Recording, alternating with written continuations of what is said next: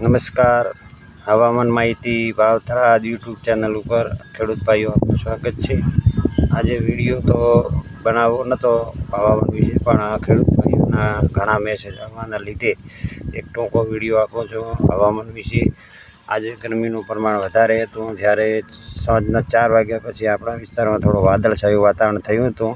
તેના લીધે ખેડૂત ભાઈઓએ ખાસા મને મેસેજ કર્યા કે વરસાદ થવાની કોઈ શક્યતા નથી ને બાજરીનો પાક અમુક ખેડૂતો જ્યારે વાઢેલ છે કે વાઢવાનો છે કે જેને બાજરી લેવાની છે એ ખેડૂત ભાઈઓ મેસેજ કરે છે. તો તમારે કોઈ ચિંતા કરવાની જરૂર નથી. લગભગ 20 તારીખ સુધી આપણા વિસ્તારમાં વરસાદ થવાની કોઈ શક્યતા નથી. 2 દિવસ 3 દિવસ ગરમીનું પ્રમાણ થોડું વધારે રહેશે અને 12 તારીખ પછી એટલે કે 13 તારીખથી થોડો પવનમાં વધારો જશે, ગરમીમાં ઘટાડો થશે, તાપમાન લગભગ 40 ડિગ્રીથી નીચું આવી જશે, એટલે ગરમી ઓછી થવા લાગશે અને પવનનું પ્રમાણ વધારે રહેશે. અત્યારે મગસરા નક્ષત્ર ચાલી રહ્યા છે. મગસરા નક્ષત્રમાં લગભગ વરસાદ થવાની શક્યતા ઓછી છે. આદ્રા લગભગ બેસે એના પછી પણ 4-5 દિવસ વરસાદ થાય એવી શક્યતા છે.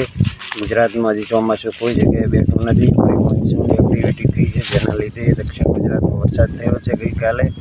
આજે પણ વરસાદ છે સુરત બાજુ ને એ બાજુ, પણ એ આપણા વિસ્તારમાં હજુ ચોમાસું બેહવાની આમ તારીખ તો 25થી ઉપરની 25 તારીખ આસપાસ છે, પણ હજી વરસાદની લગભગ સંભાવના ઓછી છે અને કોઈ પણ વરસાદ થાય તો અત્યારે ચોમાસાનો વરસાદ આપણે મોસમ વિભાગ એને ગણતો નથી, એટલે કોઈ વરસાદ થવાની કોઈ શક્યતા નથી. વરસાદ અંગે અત્યારે ખેડૂત ભાઈઓ કોઈ ચિંતા ન કરે. કોઈ હવામાનનો ખાસ પલટો આવવાનો નથી.